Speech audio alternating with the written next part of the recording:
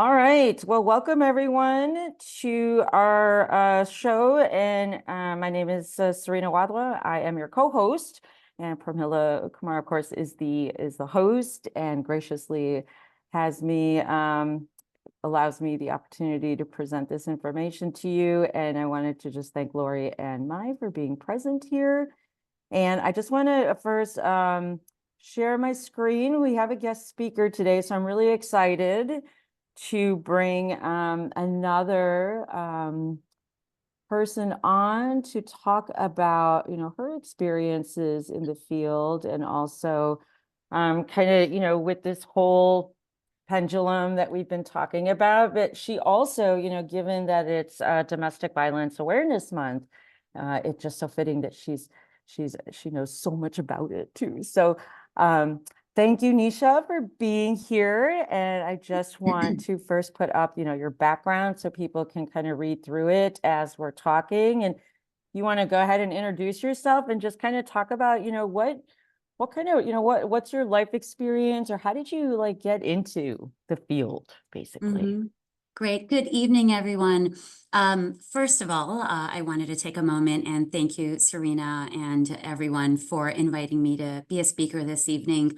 Really appreciate this opportunity, and especially being able to speak to a South Asian audience. I think as being a South Asian woman myself, this is a platform that I think just is another way to keep us all connected. So I do appreciate that. So thank you. Yeah. A little bit about myself. Why is it always so hard for us to talk about ourselves Right. and share our backgrounds? And without diving into too much detail, I am a licensed clinical social worker. I have over 25 years of experience in the fields of domestic violence, violence prevention, mental health, substance abuse, and child abuse and neglect. And so through those 25 years of my work experience and career, I've worked in multiple different clinical settings to include healthcare, child welfare, community-based settings, community clinical settings, as well as nonprofit. So I feel as though that I've come quite full circle in my experience in the field. And very importantly, what I appreciate the most is through those 25 years, I've had an opportunity to work with a multitude of different clients with so many different backgrounds, so many different health and social and family and mental health concerns. So I think having that broad experience helps to make me a better clinician and a better therapist today. Yeah, absolutely. I mean, that experience, just being exposed to different backgrounds and different people, and it definitely helps with that, and I'm curious about, what got you into the field of working with domestic violence, because that's such a heavy topic, and also, such a taboo topic in so many different cultures and in so many different ways that people often don't talk about violence, interpersonal violence, or abuse for that matter, because we also have talked about like emotional abuse and verbal abuse, and people kind of minimize that a little bit. So what got you into that particular subset field? I had never imagined that I would specifically pursue this career route. Growing up, I grew up in Queens, New York, where I was exposed to diversity on so many levels, economic, social, racial, ethnic, religious, educational, all sorts of diversity. And, we know New York to be a melting pot, but for me, this also meant watching and observing the way everyone around me lived and behaved and acted and thought and functioned. And I think one of my takeaways from that experience where I grew up was learning that it was our family of origin and life experiences that shaped our beliefs and thought patterns and patterns of behavior. And so this was the beginning of the peaking of my interest to learn more about child and human development and the psychology of it all, to narrow it down a little bit more towards my focus and working in the field of intimate partner violence, also coupled with child abuse and neglect. Learning about life experiences and learning about child development, I did learn that it's not one thing in particular that an individual may experience that impacts who they are today or shapes who they are today, but it's a myriad of things. And child abuse and neglect and domestic violence actually happens far more than we may actually become aware of. And particularly, I think there is a belief, perhaps in the Asian community, not in my family, not in my culture. Yeah. This is not sanctioned. We don't agree with it. But it does happen across all cultural and ethnic and societal groups. And as a South Asian woman myself, I'm aware of how mental health is often perceived as a stigma, along with child abuse and neglect and intimate partner violence. So, one of the goals in my private practice is to support clients with finding balance, managing and healing those challenging familial relationships, while also working through some of those cultural norms and expectations that we carry as South Asian individuals. So, my private practice, one of my goals in my practice is to meld those perspectives together and to bring more awareness to these dynamics that we're surrounded by, but it's difficult to talk about or to open up the box, which we know as Pandora's box. And that's just Yeah. the nature of it. Yeah, that's a very great point, and I really appreciate you, that's complicated, so to speak, right? Absolutely. I mean, it's such a pyramid of different factors, that are built on top of each other and really, make whatever's underneath it more stronger. And how do you kind of unglue everything from each other? And so looking at, the beliefs that are held from the family patterns. And again, I mean, I think part of the challenge is recognizing that it's not in the service of like shaming people or Mhm. holding blame or anything. It's really just this is what you've learned, and it's not like people intentionally wanted you to learn this. It's more of this is how you just kind of interpreted things, and it's played out in your life, and you recognize that it's not helpful anymore, and so what can we do about it? Kind of, that's kind of what I'm hearing. Is that Mhm. pretty Absolutely, absolutely. Well, and I think also the other piece about family dynamics, such as child abuse and neglect and intimate partner violence, there is so much shame and taboo attached to it, yes. where it is something that is forbidden or shunned to talk about. Yeah. And so, with the shame, brings behaviors of not seeking help and not seeking Mhm. support or not talking to someone or not recognizing that there are some supportive services out there, such as therapy. Yeah. One of the other goals in my therapy practice, when we think about the myth of mental illness or the myth of some of these family dynamics, one of my goals is to dispel that myth, but also to bring awareness that if you are an individual that seeks out therapeutic services or therapeutic counseling, it's it's not because there's something inherently wrong with you or that you have a Mhm. problem, but it's because you may want to seek out a different perspective, a different balance, a different way of doing things, and looking to gain some insight in a way that perhaps you have not had an opportunity to seek out before or never even had an awareness that that is a possibility.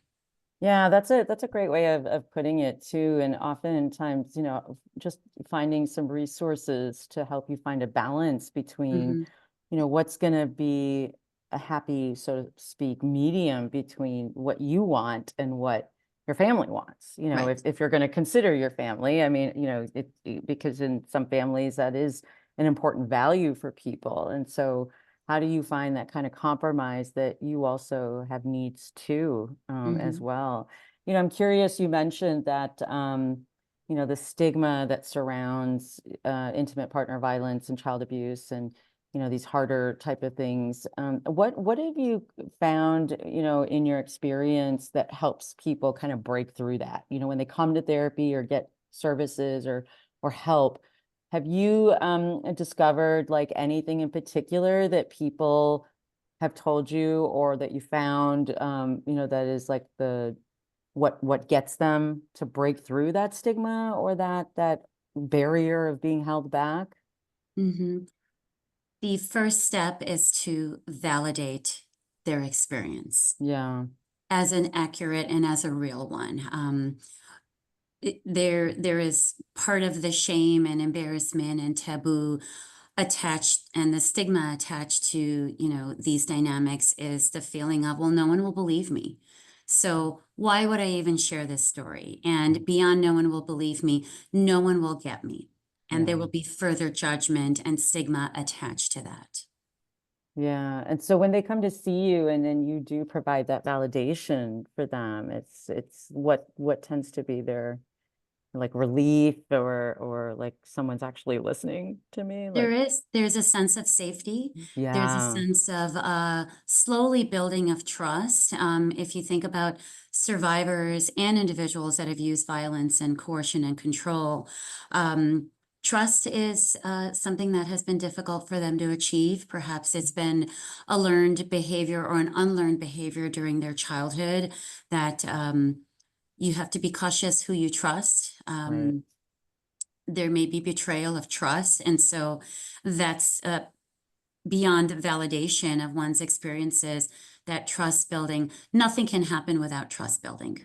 Yeah, exactly. Yeah. Mhm. And that's a process too. It's not something that happens overnight just by, providing one incident and then all of a sudden it's like, oh yeah, you're like the most trustworthy person in the world. It just doesn't happen that way. It's, and that's interesting you brought that up because, it is that consistency, that being able to demonstrate, just like they trust that abuse may happen because it's Mhm. consistent and it does happen all the time, whether they, regardless of how they respond to it, it is something that they know is a repetitive pattern, so to speak. And that's very similar. It's a different way of looking at trust, but that's the same kind of Mhm. framework almost, right? I mean, it's yeah, yeah. I'm curious, talking about this. I'm noticing that I'm feeling a little heavy and sad all of a sudden, like with Mhm. this. And so I'm wondering, because you hear these stories and these experiences that people have, how do you balance that, in your professional life with your own okayness, like just knowing that there are these kind of things that happen so much with people. Mhm. Mhm. A whole lot of internal processing. Yeah.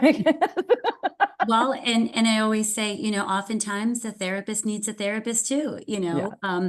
and if it's not therapy, it's some other outlet to help us find that balance of the balance between being human and a professional. And I think one of the things that I've learned is that once you think you've found a balance, something that's working wonderfully for you and very smooth sailing, something happens to upset that balance. And then you're quickly reminded that you must find a new balance. And that something could be a life event, both tragic and happy. No matter, it could be a variety of different events, or it could be newfound insight that maybe something no longer serves a purpose or something needs to be reorganized in order for something to feel more productive or for life to be more meaningful. I think the other tricky thing with finding balance is recognizing that no experience is wasted and that our experiences, those of our own, but for myself as a therapist, the experiences that my clients bring to me also help inform what I need for myself, but also helps inform me how I can better support my clients. So balance is a tricky thing. Yeah. It's And looking to achieve it in a new way when it needs to be sort of revisited. yes, I really like that point that you made about, especially when you find it and then, the universe or whatever just decides to throw you a curveball and says, hey, we're going to test this out on you and see what happens. What do Yes. you do with this? And it's like, And it really? works. Yeah, Yes, right. And it it's like, works until it doesn't work until it anymore. doesn't work. Exactly. And then it's like, really, I just got used to this. And then you want to do this to like, what is this about? Kind of a thing. Mhm. Yeah. So how have you like in your own experience, like, personally, because, we all go through this both as a human being and as a professional. And I know I've talked about this on the podcast a lot, but how have you in your own personal and professional experience kind of navigated that? Because, a lot of people really see us as, as professionals. They see us Mhm. as like these, oh, you have everything together and, you know how to balance your life and everything. And I'm just like, yeah, no, that's not the case. And, and I've talked about like some of my struggles on the podcast and how I've navigated it and how I've helped other people and whatnot. And so, and I think people get tired of hearing me talk sometimes. So that's why I wanted to bring other people on board. So I'm curious to know, like, how you have kind of framed your experience and how that's worked for you. Mm-hmm. Well, I think, in terms of managing, being a human and a professional, I think the key is reminding myself that I and we are human. It helps to ground me and it helps to me to be a more conscious and thoughtful therapist to my Mm, clients. One of my colleagues recently shared a sentiment with me, which has now quickly become my mantra, both personally and professionally. And that's a mm, sentiment that the goal is not perfection, it's progress. yeah. Yeah, I really like And, that. as a therapist, I'm aware that my clients are the expert on their lives, just as I am an expert on my own life. And I Hmm. can share my story in a way that no one else can in my words. And so, in my own words. So I remind myself of that when I'm working with clients that are sharing their story with me, actively listening. That's very important for me. And also to meet my clients where they are at, not necessarily where I am at, but also knowing that our best will change moment to moment. Don Miguel Ruiz wrote a fabulous book, The Four Agreements. Oh, And one of yes. the agreements is always do your best. And the Hmm. recognition that your best will change moment by moment on days that you are tired versus days that you are well rested. So I think that's another good reminder of always do your best because your best will change moment to moment. Yeah, and sometimes you may just not have the bandwidth, and it's okay to do whatever you're capable of doing in that moment and recognizing, like you said, that the next day your bandwidth might change Hmm. and you might have more to offer or do or be for people, and that's okay because it balances out throughout the week, so to speak, in Hmm. that respect. So it sounds like what I'm hearing is like kind of like you're constantly evolving to some Hmm. degree. Like there's this kind of evolution that's happening um, as you're moving forward and unfolding that process, so to speak. Hmm.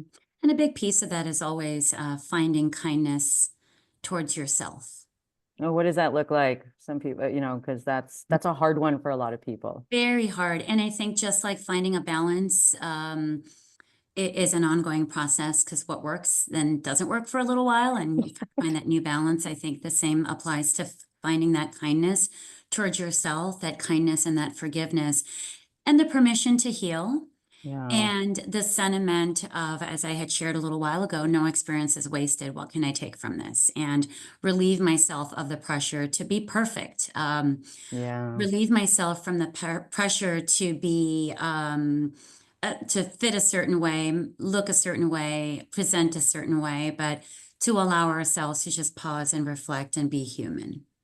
Yeah, and recognizing that there are limitations to being human, that it's not this I mean, we can aspire to be, this higher version that we want to be, and yet at the same time, we're also very limited by our humanness too. Mhm. And so, that kind of brings me to this other piece here. Like, the pendulum is really about this kind of balance between the limitations of being human and then I use spirituality, but that can Mhm. mean different things to different people. But it encompasses like these very kind of abstract, non-tangible concepts, like you mentioned, kindness, for Mhm. example. Right. And so I'm curious, when you like in your, both in your professional and your personal life, how do you kind of define that for yourself? And what have you discovered, especially working with, intimate partner violence and child abuse, how does that look like for people? Like what has generally been, um, the framework that's been, I don't know, more common, I guess, or I'm not Mhm. quite sure the word that I'm looking for, but can kind of take it from there and see what comes up. Yeah, and just like the word balance, I don't know if there is a very clear-cut definition or a Mhm. word to define spirituality. I mean, if we were to define spirituality, for many, it could mean the process of, maybe recognizing or believing that there's something greater than ourselves, or Mm, having a sense of connection with something or someone outside of ourselves. But for me, spirituality begins with, and it means connecting with ourselves first. So using yeah. the example of a survivor of domestic violence or a survivor of child abuse and neglect, somewhere in that complex trauma that they've experienced, they've lost themselves, Yeah. or Yeah. someone has taken away the ability for them to be in tune with their needs because they might be in protection mode, or in a place where they have no balance and there's a lot of disruption of day to day. So, using such survivors as an example, I think spirituality begins with finding that connection within ourselves first, and reflecting on awareness of self. And that's also complicated. There's no easy way to find that. Just like kindness, where do we find that? But that connection with ourselves, there's no, I wish I had a handbook on that. Yeah, right. I don't know that there's any handbook out there, but it's really unique to the individual looking to find that connection. So, one way I cultivate spirituality is through my faith and my religion. I also journal, Yeah. and I encourage that with my clients, Hmm. and I use it as a space to process and maybe organize the day or certain life moments for me. And that's also a way that I can practice reflection and mindfulness and allow for the quiet. Hmm. I'm very often surprised when I'm interacting with not just clients, but individuals, both personally and professionally, how many individuals have told me that they can't stand the quiet. Yes, yes. The quiet is very uncomfortable, so there is always a need to fill in the blank, to fill Mm, in that space, because the quiet might feel unsafe, but yeah. it's also perhaps a fear or a discomfort with connecting with ourselves. So that's also part of the journey to diving into spirituality and finding our own spirituality and what that means to us. Yeah, and I really like that, as an initial step. I think that's a great starting point for a lot of people that may not know what that looks like, and especially with people that are not connected with themselves, and I've talked about before, like working with individuals that are recovering from substance use disorders, Hmm. that's a huge thing, that because with the substance, that's the same thing. The process of losing the self because of a substance has replaced it. And then in recovery, it's kind of coming back to the self. And so making that connection, back to a person's inner self, their own resources, how they who they are internally, so to speak, and how that manifests is key. I really like that. I'm going to have to write about that in my journal tomorrow morning because I do like that a lot. Have you found like in terms of when you do talk about that with other people, like your clients, for example, when you Hmm. talk about connecting with the self, because one thing, I have also experienced this in working with clients is that a lot of times people are just like, well, I don't even know who that is or what that Yeah. looks like, right? And so um and then when certain things, like we go through, we might do some psychoeducation about this or whatever, but I'm wondering, like, what does that look like, when people start, when you've had I have like five different thoughts in my head right now, so I'm trying to figure out which path to go, so just give me a second here. Okay. But when have you discovered or found like a person makes that connection? Like, what does that look like? Oh gosh, that is a great, great, great question. I think it could look different depending on the individual and depending on what their life experience, how their life experiences have shaped them. But what that could look like, most of the time I've seen that as an aha moment of, Yeah. oh, I didn't know that I was doing that. Yes. I Okay. didn't know that I was not allowing the opportunity to pause and reflect and allow the silence. I was not in tune to the discomfort that I was feeling with that. Yes. So I think it begins with that awareness, the reflection that brings that awareness. Yeah, okay. That's a really great point too. And I really appreciate that you made it very concrete like that because I think oftentimes that's hard for people to conceptualize what that Hmm. looks like. And most people, I think, recognizing that we all have aha moments where we make like some sort of connection with something. Excuse me. I think that's a really important point to bring up is that, there's a book that somebody wrote, I think it was alluding to like cultivating aha moments in therapy or something like that. And it offered Hmm. like 10 different ways to do this. And I read Mm. the book and I'm like, yeah, no, I don't know if that, I've done them and and sometimes they work and sometimes they don't. I think it is part of like what you said, where the person is at. And I've also tried them on myself, and obviously I wasn't there where they said I was gonna, wasn't a great mix. But anyway, but I think it's like, how do you connect those dots, right? Like, how do you help Hmm. people find that connection and put those pieces together that really help with that finding the balance and then being able to not swing so much in that pendulum, going from survivor to thriver and Right. finding that kind of regulated space, so to speak. Hmm.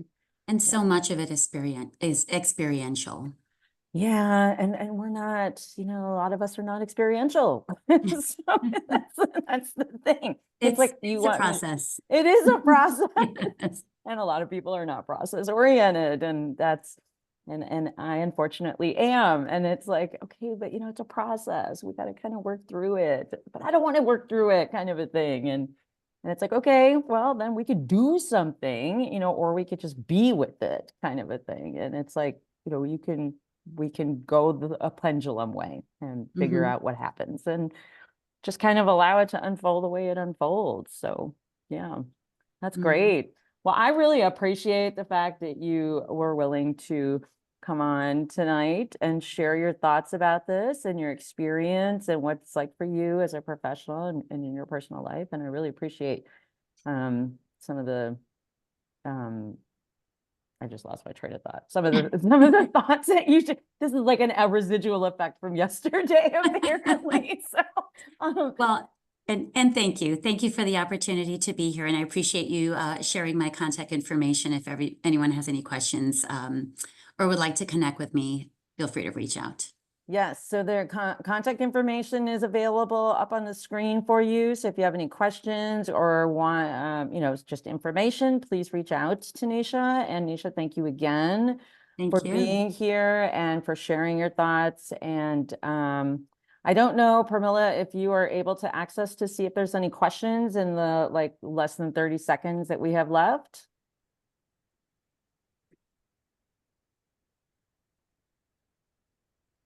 I don't know if you are able to even respond. So I'm just going to leave that alone and Okay. say hi to Cheryl really quick because I see that you've joined us. And I'm sorry I didn't see you before to acknowledge that you were here, but hi, Cheryl. And I just wanted to thank everybody for being here tonight and for all of you, those of you that have tuned in. And so take care. Have a great rest of your evening, and we'll see you in a couple weeks. Thanks, Have Nisha. a good night. All right. Bye-bye. Bye, everyone. Bye.